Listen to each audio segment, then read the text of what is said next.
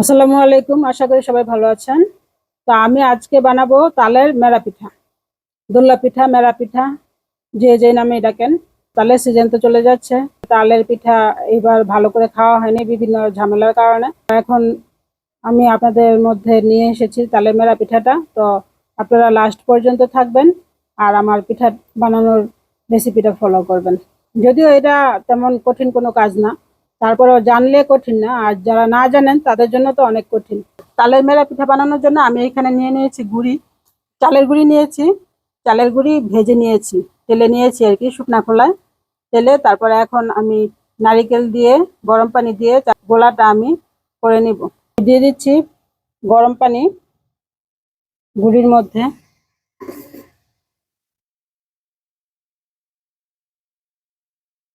দিয়ে দিচ্ছি আমি পরিমাণ মতো লবণ।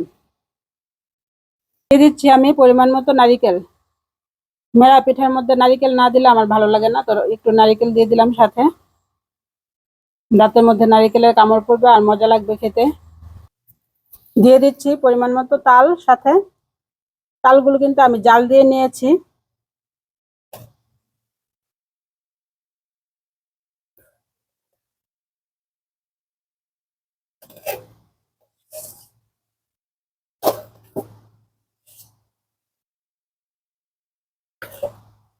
দিয়ে দিচ্ছি আমি পরিমাণ মতো চিনি।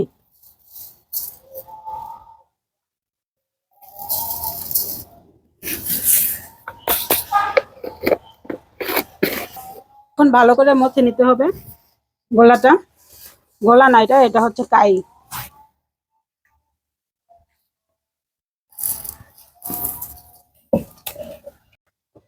এই যে তালের মেরা পিঠা বানানোর জন্য আমার ডোটা কমপ্লিট হয়ে গিয়েছে মাখা। এখন আমি সুন্দর করে সাইজ করে তারপর বানাবো, যে যেরকম সাইজ করে বানায়।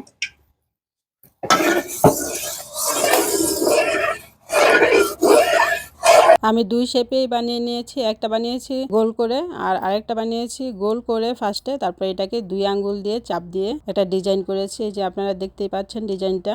আমি এর বেশি আর ডিজাইন করিনি, কারণ আমার কাই অল্পই ছিল, তো সেই জন্য আমি অল্প ডিজাইনেই করে ফেলেছি। বেশি বেশি হলে দেখা যায় এক একটা এক এক রকম ডিজাইন দিলে সুন্দর লাগে। আমাদের মানুষ বেশি হলে কি হবে, এক একজন এক এক জায়গায় থাকার কারণে দেখা যায় যে পিঠাও খাওয়া হয় না তেমন। সেই জন্য আমি অল্প করেই বানিয়েছি। এই যে একে একে আমি সবগুলো পিঠা বানিয়ে নিচ্ছি সুন্দর করে ডিজাইন করে। আর বানাতে এত ভালো লাগছিল, এত সুন্দর হচ্ছিল পিঠাগুলো, কাইটাও এত সুন্দর হয়েছে। পিঠা দেওয়ার জন্য চুলাতে পাতিলের মধ্যে পানি বসিয়ে দিয়েছি।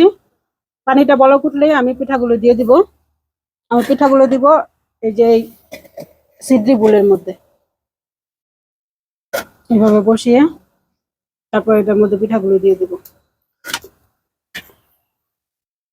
তো পানিটা গরম হওয়ার পর আমি সিদ্ধি চালুনটা দিয়ে দিলাম উপরে, দিয়ে গামছা দিয়ে আমি সুন্দর করে যেই দিক দিয়ে ভাপ বের হয়ে যায় ওই জায়গাগুলো আমি বন্ধ করে দিয়েছি, যাতে পুরোপুরি ভাপটা পিঠার মধ্যে লাগে। সেই জন্য দেখতে পাচ্ছেন এখন ভাপ উঠে পড়েছে চালুনের মধ্যে দিয়ে। তখন আমি পিঠাগুলো একে একে দিয়ে দিচ্ছি সুন্দর করে সাজিয়ে। এখানে কিন্তু আরো অনেকগুলো পিঠা নিত, যেহেতু চালুনটা অনেক বড়। তো আমার পিঠা অল্প এক খোলাতেই হয়ে গিয়েছে। তো এই যে ঢাকনা দেওয়ার পরও দেখা যাচ্ছে এই দিক দিয়ে একটু ফাঁকা রয়ে গিয়েছে। আমি ঢাকা থেকে এই চালুনগুলো বস্তা করে এনেছি, তো সেই জন্য চাপ লেগে চালুনটা একটু বাঁকা হয়ে গিয়েছে, এই জন্য আর কি ভাবটা বের হয়ে যায়। তো এই দিক দিয়ে আমি গামছা দিয়ে দিয়েছি।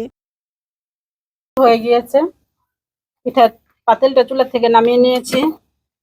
এই ওরে বাবা, কি ভাব!